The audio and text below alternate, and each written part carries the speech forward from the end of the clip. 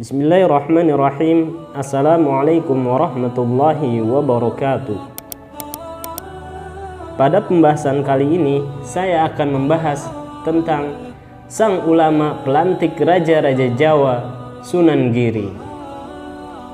Sunan Giri adalah salah seorang wali songo yang memusatkan kekuatan dakwahnya di wilayah pesisir timur Pulau Jawa. Jika ditinjau dari jejak arkeologis situs Giri Kedaton, kini terletak di wilayah Desa Giri, Kebomas, Kabupaten Gresik, Jawa Timur. Beliau lahir di Blambangan, Banyuwangi pada tahun 1433 Masehi atau 1355 Saka.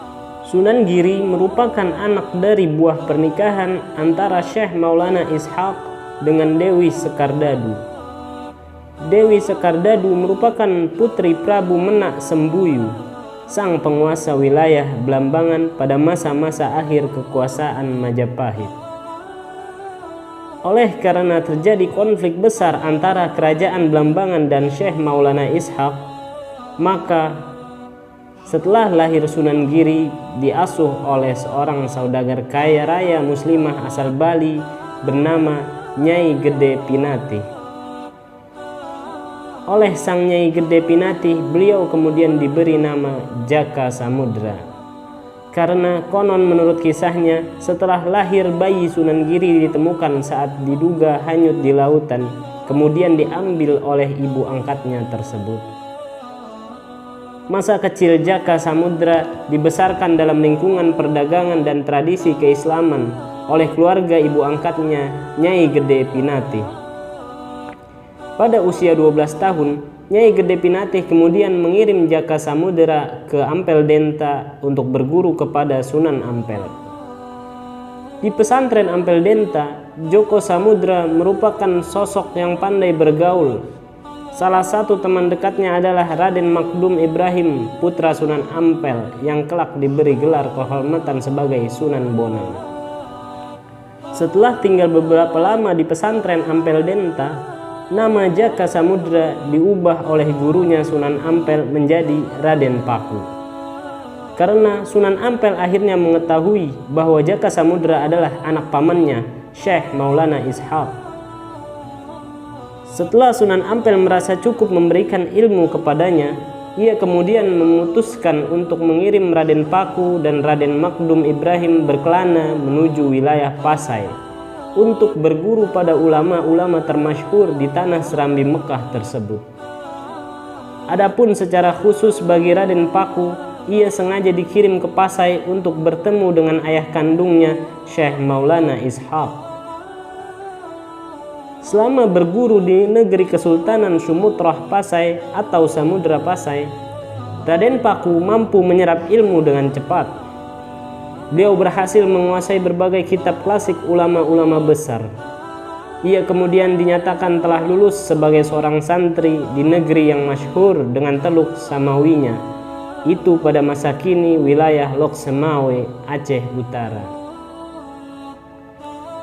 Untuk menghargai keilmuan yang dimiliki Raden Paku, maka Syekh Maulana Ishaq memberinya gelar Maulana Ainul Yakin.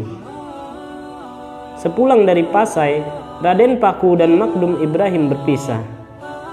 Makdum Ibrahim berhenti di wilayah Tuban, sedangkan Raden Paku melanjutkan perjalanannya menuju wilayah Gresik. Sesampainya di sana, kemudian beliau mendirikan sebuah pesantren. Lokasi ini tepatnya berada di wilayah sebuah perbukitan di desa Sidomukti, Kebomas, Gresik. Pesantren ini oleh Raden Paku diberi nama Giri. Dari keberadaan pesantren inilah kemudian dakwah yang dilakukan Sunan Giri dengan cepat meluas. Dalam waktu singkat, pesantren Giri memiliki santri yang berjumlah ribuan orang. Bahkan berasal tak hanya dari Pulau Jawa saja, melainkan dari seluruh kawasan Nusantara, baik dari Pulau Sumatera hingga Kepulauan Maluku. Dalam mengajarkan berbagai ilmu agama, Sunan Giri juga tidaklah sendirian. namun ia juga dibantu beberapa murid atau bahkan mendatangkan para ulama asal negeri Pasai, Minang, dan wilayah-wilayah lainnya. Mengetahui betapa dalamnya ilmu yang dimiliki oleh guru besarnya, maka para santri maupun rekan-rekan ulama lainnya sering menjuluki Sunan Giri dengan sebutan Sultan Abdul Faqih. Berkat begitu besarnya pengaruh kewibawaan Sunan Giri melalui pesantrennya, maka pada kemudian hari secara hierarkis keberadaan pesantren Giri menyatakan negeri independen dan tidak terikat dengan kekuasaan Majapahit. Sejak saat itu, pesantren Giri disebut dengan Giri Kedaton, oleh karena telah menjadi sebuah kompleks pemerintahan yang mandiri. Di masa berdirinya Kesultanan Demak sebagai kerajaan Islam pertama di tanah Jawa, Sunan Giri juga memiliki peran dan andil yang sangat besar.